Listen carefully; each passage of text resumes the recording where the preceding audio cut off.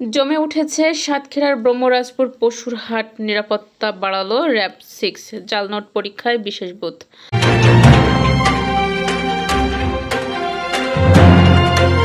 দর্শক, স্বাগত জানাচ্ছি বিবিআর নিউজে। সাথে আছি আমি তাসনিম জারা। সাতক্ষীরা কুরবানি পশুরহাট থেকে সহকর্মী মেহেদি হাসান শিমুলের পাঠানো তথ্যচিত্রে বিস্তারিত দেখুন। পবিত্র কুরবানি ঈদ উপলক্ষে এই অস্থায়ী পশুরহাটে পর্যাপ্ত পরিমাণের গরু এবং ছাগল এসেছে।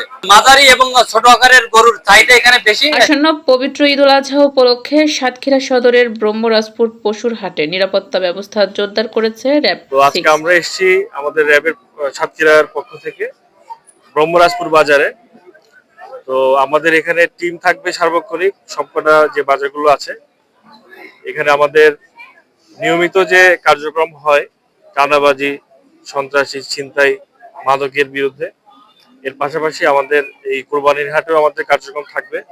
বিশেষ করে জাল টাকা, জাল নোট, এগুলোর বিরুদ্ধে যে ব্যবস্থা সেটা আমরা নিব। কোরবানির পশুর হাটে ক্রেতা বিক্রেতাদের নিরাপত্তা নিশ্চিত করা, জাল নোট শনাক্ত এবং যে কোনো ধরনের অপরাধ প্রতিরোধে মাঠ পর্যায়ে তৎপরতা বাড়ানো হয়েছে বলে জানিয়েছেন বাহিনীটি।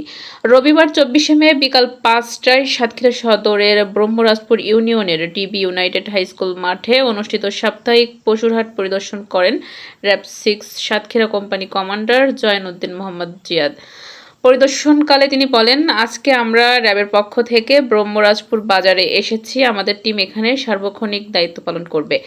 নিয়মিত কার্যক্রমের অংশ হিসেবে জাল টাকা ও জাল নোট শনাক্ত করার জন্য বিশেষ মেশিন সহ একটি কাউন্টার বুথ স্থাপন করা হয়েছে।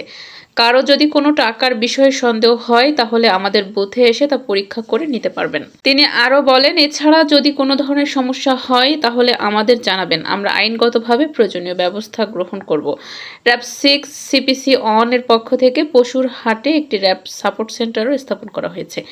পরে তিনি হাট ঘুরে অসংখ্য ক্রেতা বিক্রেতার সঙ্গে মতবিনিময় করেন এবং সার্বিক খোঁজখবর নেন।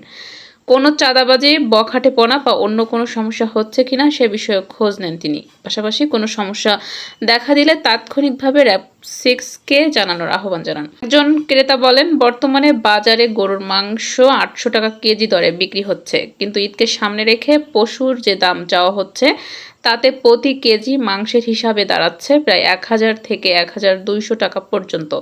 এতে সাধারণ ক্রেতারা চাপের মধ্যে পড়েছেন। র‍্যাবের পক্ষ থেকে জানানো হয়, কোরবানির পশুর হাটে ক্রেতা ও বিক্রেতারা যেন কোনো ধরনের হয়রানির শিকার না হন, সেই লক্ষ্যে সব ধরনের নিরাপত্তা ও আইনশৃঙ্খলা ব্যবস্থা গ্রহণ করা হয়েছে।